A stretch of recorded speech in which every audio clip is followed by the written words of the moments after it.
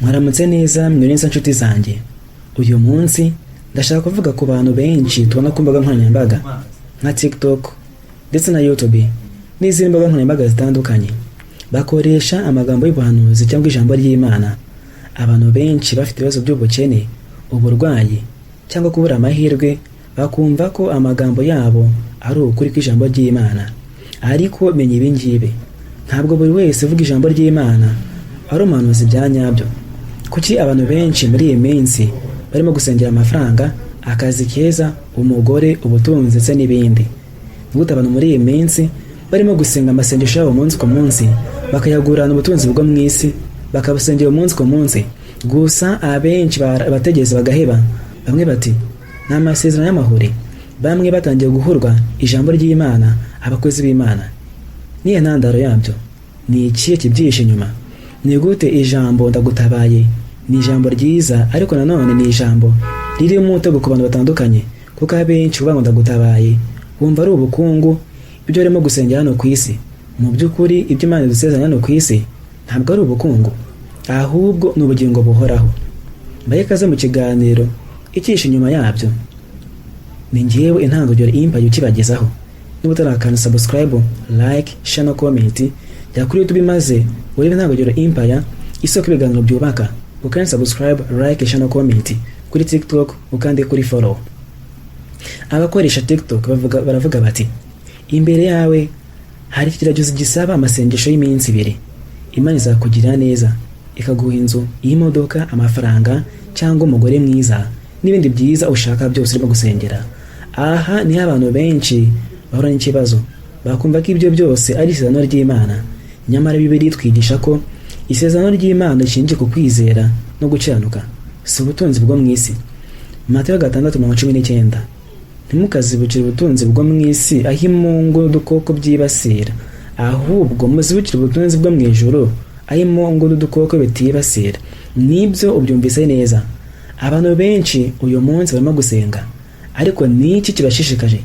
Ni ugutunga ubutunzi bwo mu isi, amafaranga, akazi keza, imodoka nziza, gusa umunsi ku munsi abitunze barapfa bakabisiga, nta n'umwe ubijyana. Nibyo ubyumvise neza. Abandi bavuga amagambo meza nk'aya ngaya: ndagutabaye, Imana irakurinze, ntuzapfa, nkongeye kurama, Imana izaguha byose wifuza. Gusa ubwabyo ntabwo ari bibi, ahubwo ntibikwiye kuza mbere yo gusengera kubaho kuzabona ubugingo bwiza muri Yesu Kristo. Imana izaguha byose. Aya magambo ashaka gutuma umuntu yibeshya, akumva ko ibyo bavuga byose ari ukuri. Ariko bitwigisha iki? Bibiliya twigisha ko kwizera kwa nyako ari ubugingo bw'uburyo bw'umwuka, ari byo bifite agaciro kurusha ubutunzi n'imibereho yo mu isi.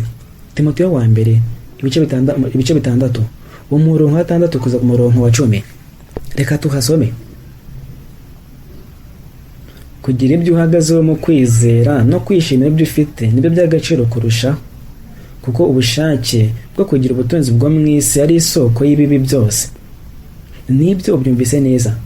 Kugira ubushake no gushaka iby'isi byose ngo bitunge, cyangwa se kumva yuko uhangayikishijwe no kudatunga iby'isi, ibyo ni isoko y'ibibi. Kumva yuko amafaranga, ubutunzi, umugore mwiza, imodoka nziza ari byo bikomeye cyane bifite agaciro kuri wowe, ibyo byose ni isoko y'ibibi nk'uko ijambo ry'Imana rivuga muri Timoteyo wa mbere ibice 6:6 kugera ku 10. Reka twibuke igeragezwa rya Yesu mu butayu. Satani yaramugerageje, amwemerera ubutunzi n'ubwiza bw'isi, ariko Yesu ntiyemeye. Ibi bitwigisha iki? Ukuri kw'Imana, ukwizera ari byo by'ingenzi kurusha ibyo tubonesha amaso yacu, cyangwa se iby'ingenzi mu buzima bwacu. Aha Satani yagize ati niba uri umwana w'Imana pfukama maze undamye, kuko ndaga ubutunzi butware n'ikuzo byabwo, kandi ari njye wabugabanye. Nuko Yesu aramusubiza ati haranditswe ngo uzaramya Nyagasani Imana yawe. Ibi ni byo abantu bose bakwiye kwizera. Uyu munsi abantu benshi barimo gusenga, ariko bagasengera ubutunzi, amafaranga, ubuyobozi, ingoma n'ibindi bitandukanye. Gusa ibyo ngibyo ntabwo ari umugambi w'Imana. Abantu benshi bavuze umugambi w'Imana bumva ubutunzi, amafaranga, inzu nziza ndetse n'ibindi. Gusa bivuga yuko ejo mu gitondo ushaka gupfa, ibi byose utabigize cyangwa se ugapfa ukabisiga. Ibi ntabwo abantu bakwiye kubifata nk'ukuri. Icyangombwa ni ugusenga, ugakiranuka, wataha ukazataha uri intungane, umizire neza rwose, witeguye kubona ubugingo buhoraho. Yesu ahanganye na Satani ntiyemeye gukora icyaha, kandi atanga urugero rw'uko dukwiye guhitamo Imana kurusha iby'isi. Ni byiza kwitondera amagambo y'abantu bita abakozi b'Imana. Ntibagombye kuba icyizere cyanyu nyamukuru. Kwizera ijambo ry'Imana ni uko risobanura n'uko rimeze neza rwose uko ryanditse, nibyo by'ingenzi kurusha ibindi.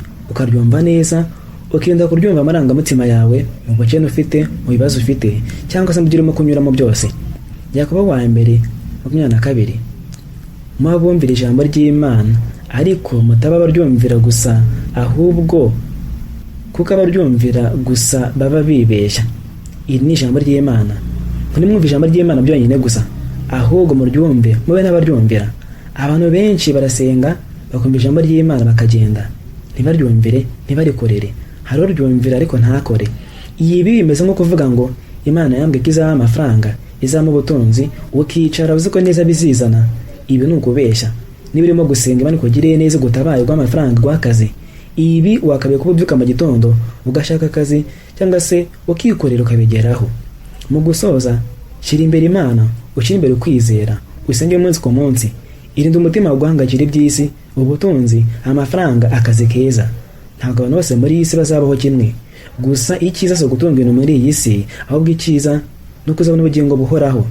Umuntu washatse umugore akabyara agapfa akazarimbuka, arutwa n'umusore umwe wapfuye adafite umugore n'abana kuzabona ubugingo.